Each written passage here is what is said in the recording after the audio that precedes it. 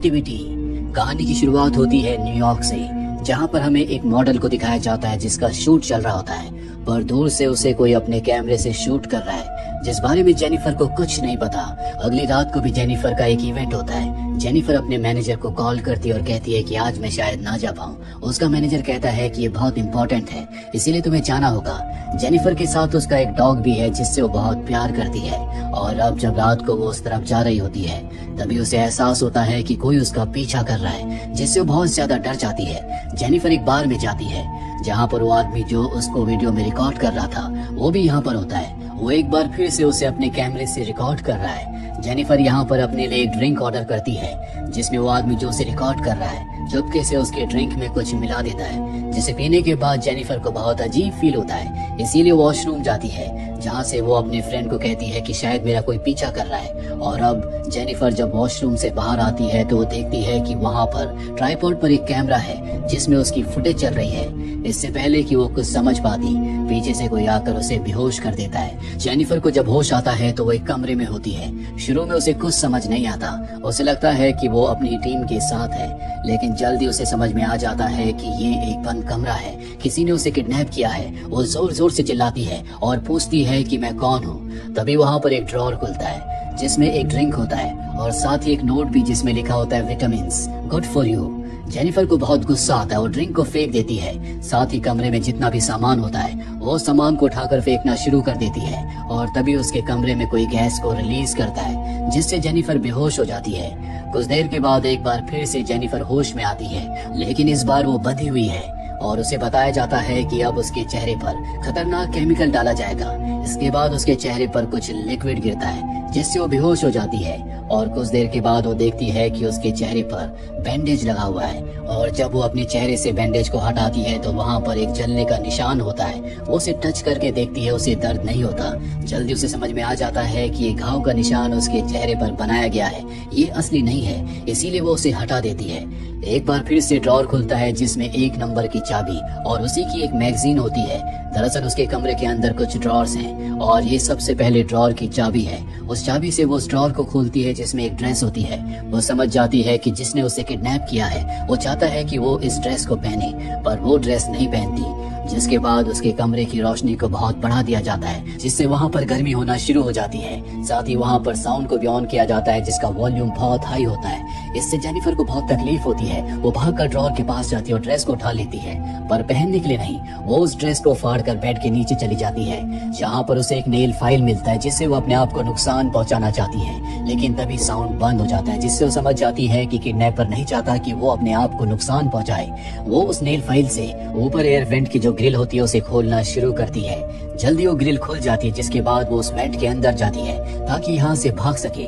लेकिन शायद उसे नहीं पता किडनैपर ने हर जगह कैमरास लगाए हैं और बहुत चालाकी से वो उसे इंजेक्शन देकर बेहोश कर देता है। जब उसे होश आता है तो वो एक चेयर के साथ बंधी हुई होती है। किडनैपर जबरदस्ती उसे बहुत गंदी चीज खिलाता है जिससे पता चल जाता है कि ये कोई साइको है। इसके बाद किडनैपर उसे उसके कमरे में वापस छोड़ देता है जहाँ पर जेनिफर को पता चलता है कि उसकी साइड में जो कमरा है वहाँ पर भी कोई है, क्योंकि वहाँ से रोशनी आ रही होती है। इनके बीच में एक ग्लास की दीवार है जिस पर पेंट होता है। ये उस पर लिखकर एक दूसरे का नाम पूछते हैं। इन दोनों के कमरों के बीच में एक एयर वेंट भी है जहाँ से ये एक दूसरे से बातें करते हैं। जेनिफर को पता चलता है कि उस लड़के का नाम गैरी है और तभी लाइट चली जाती है क्योंकि किडनैपर अपनी स्क्रीन पर इन्हें देख रहा होता है। किडनैपर को पहले से पता था कि जेनिफर को अंधेरे से बहुत डर लगता है। गैरी के पास मैच बॉक्स होता है जिससे वो रोशनी करता है। साथ ही इनके बीच में जो ग्लास की दीवार होती है उस दीवार का पेंट निकाल देते हैं जिससे अब एक दूसरे को अच्छे से देख सकते हैं। और शायद ये बात किडनैपर को पसंद नहीं आती, इसीलिए गैरी के कमरे में आकर उसे नींद का इंजेक्शन लगाता है। जेनिफर उसे देख रही होती है और अब जेनिफर के कमरे का ड्रॉर एक बार फिर से खुलता है। इसमें एक मैच बॉक्स होता है, साथ ही सैंड से भरा एक ग्लास, जिस गिलास के अंदर एक कार्ड है जिसमें लिखा होता है द हैंगमैन। और अब जेनिफर मैच बॉक्स को उठाने के लिए आगे बढ़ती है क्योंकि उसके कमरे में अंधेरा है। तभी पीछे से किडनैपर आकर उसे बेहोश कर देता है और इस बार जब जेनिफर को होश आता है तो वो एक ग्लास के कंटेनर के अंदर होती है जिसमें लगातार सैंड भर रही है और अगर सैंड पूरी तरह से भर गई तो उसकी मृत्यु हो जाएगी। वो जोर जोर से चिल्लाना शुरू कर देती है जिससे गैरी उठ जाता है। गैरी के कमरे में एक कार्ड होता है जिस पर लिखा होता है इज शी वर्थ इट। वो समझ जाता है कि उसकी जान खतरे में है। साथ ही उसके कमरे का जो ऊपर का वेंट होता है उसकी ग्रिल हटी हुई है और अब गैरी उसे बचाने के लिए वहाँ से बाहर निकलकर उस ग्लास के पास पहुँच जाता है जिसके अंदर जेनिफर कैद है। वो एक रॉड से उस ग्लास को तोड़कर जेनिफर को बचा लेता है और अब दोनों के दोनों भागकर गैराज में चले जाते हैं जहाँ पर एक कार होती है।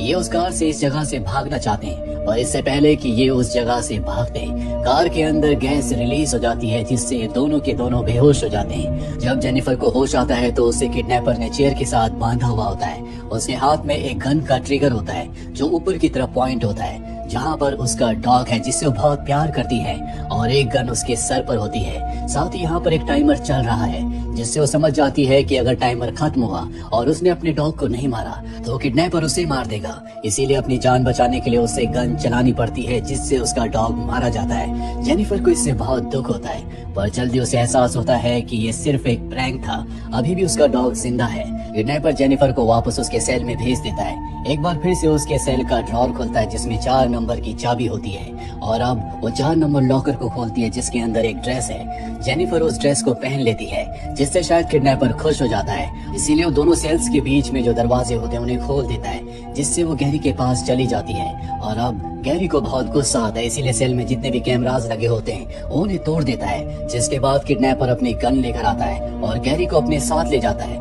जेनिफर के सेल में उसके कमरे में जो स्क्रीन होती है उसमें वो गैरी को देख सकती है। किडनैपर उसे मारने वाला है, पर वो चिल्ला चिल्ला कर कहती है कि ऐसा मत करना। और अब किडनैपर उसे भी अपने साथ ले जाता है। इन दोनों को चेयर पर बिठाकर वो इन दोनों के हाथ बांध देता है। जिसके बाद वो एक वीडियो क्लिप चलाता है जिसमें एक छोटा बच्चा है जिसे उसी की मॉम अब्यूज करती है, और एक दिन परेशान होकर वो बच्चा अपनी मॉम को मार देता है। ये बच्चा और कोई नहीं बल्कि खुद किडनैपर है। दरअसल बचपन में जो भी उसके साथ हुआ था उससे उसके दिमाग पर बहुत गहरा असर पड़ा। वो अपना मानसिक संतुलन खो बैठा, इसीलिए लोगों को अब वो टॉर्चर कर रहा है। और अब यहाँ पर जो किडनैपर है वो जेनिफर के एक दांत को मशीन से निकालना चाहता है, पर गैरी कहता है कि उसके साथ ऐसा मत करो, चाहे मेरा दांत निकाल लो। जिसके बाद मशीन उसकी तरफ आती है और उसके एक दांत को निकाल लेती है।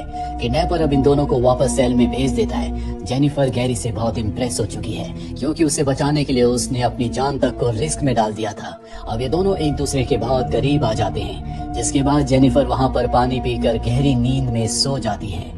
गैरी उठता है, उसके पास एक कार्ड होता है जिससे वो स्कैन करके दरवाजे को खोल देता है और ऊपर जाता है। दरअसल ये जो पूरा सेटअप है घर के नीचे है और ये सारा का सारा प्लान गैरी का है। उसके साथ जो दूसरा आदमी है वो उसका भाई है, और वीडियो टेप में हमने जिस बच्चे को देखा था जिसकी मॉम उसे अब्यूज किया करती थी, जिसने खुद अपनी मॉम को मार दिया था, वो खुद गैरी था।